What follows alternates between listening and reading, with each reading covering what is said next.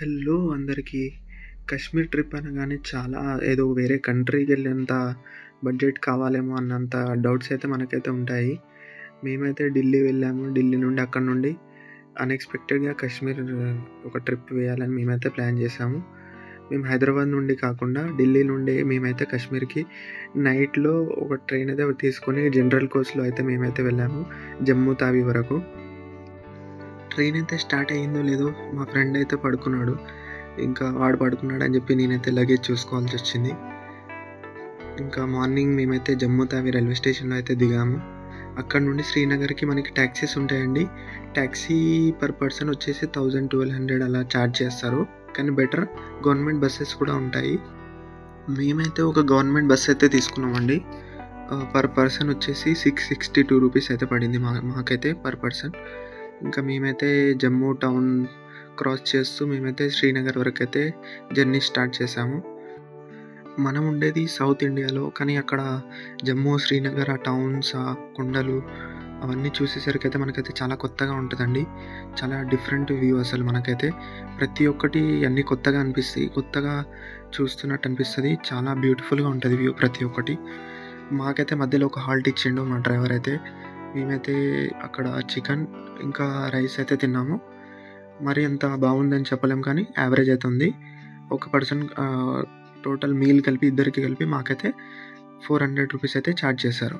మేమైతే వెళ్తుంటే మాత్రం చాలా బ్యూటిఫుల్గా అనిపించింది మాకైతే. కానీ ఇంకా రోడ్స్ అవన్నీ చాలా డెవలప్ చేస్తున్నారు. కొండలు అవన్నీ కూడా చాలా అంటే చాలా బ్యూటిఫుల్గా ఉండే. కానీ రోడ్స్ మాత్రం చాలా కొంచెం భయంగా అనిపించింది. ఘాట్ రోడ్స్ లాగా ఉంటుంది. కొండల పక్కన నుండి వెళ్తాయి బస్సెస్ అవి. ఇంకా పైనుండి కొండరాలు కూడా పడే ఛాన్సెస్ ఉంటుంది. కొన్నిటికైతే వాళ్ళు జాలీల్లాగా ఇట్లా పెట్టిర్రు. మనకైతే అంతేం రిస్క్ ఉండదు. కానీ స్టిల్ ఘాట్ రోడ్స్ నుండి వెళ్తుంటే అదంతా చాలా కొంచెం డిఫరెంట్గా అనిపిస్తుంది. చూస్తున్నారు కదా, ఆ వాటర్ కానీ చాలా అంటే చాలా క్లీన్గా అసలు చాలా బాగుంటుంది వ్యూ మాత్రం.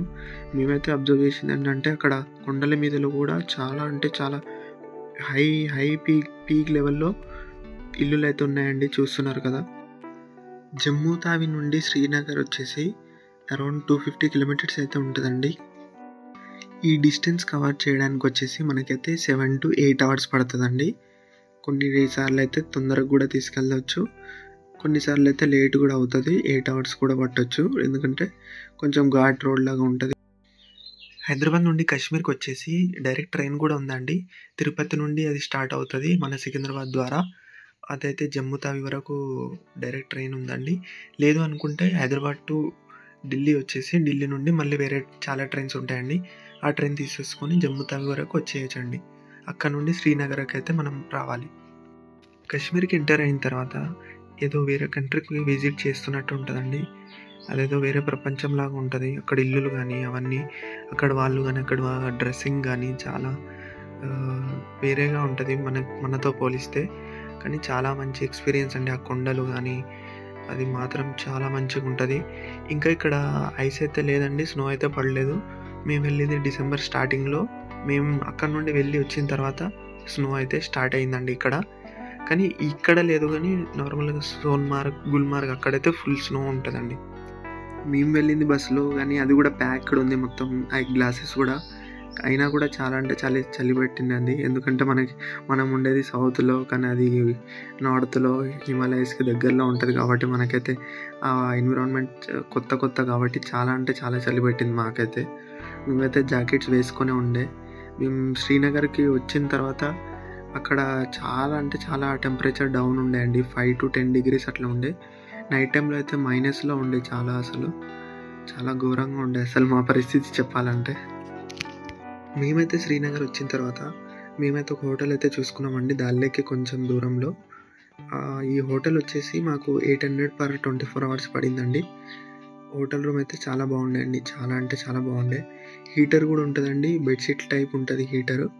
ఆ హీటర్ వచ్చేసి ప్లగ్ పెట్టంగానే మనకి బెడ్ మొత్తం హీట్గా ఉంటుంది. ప్లస్ ఇంకా మనకి 3 బెడ్షీట్స్ అయితే ఉన్నాయండి, పెద్దవి.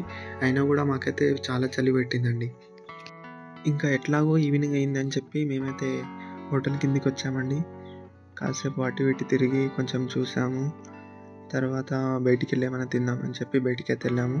మనకి కొత్త కాబట్టి ఆ చలికి మాత్రం తట్టుకోలేకపోయినాం మేమైతే బయట ఒక 1 అవర్ కూడా ఉండలేకపోయినామండి. మనకంతా కొత్త కాబట్టి చాలా అంటే చాలా చలేసింది. మేమైతే ఫ్రైడ్ రైస్ తిన్నామండి ఇద్దరం.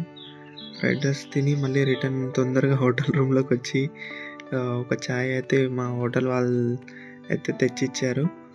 తర్వాత చూడండి అసలు -లో ఉంది నైట్ టెంపరేచర్ చూస్తున్నారు కదా. ఇదైతే మా కాశ్మీర్లో డే 1 అండి. నెక్స్ట్ వీడియోలో మా డే 2 వీడియో అయితే చూడండి, చాలా ఇంట్రెస్టింగ్గా ఉంటుంది. ఇదైతే నా కొత్త యూట్యూబ్ ఛానల్ అండి. Please subscribe. Thank you.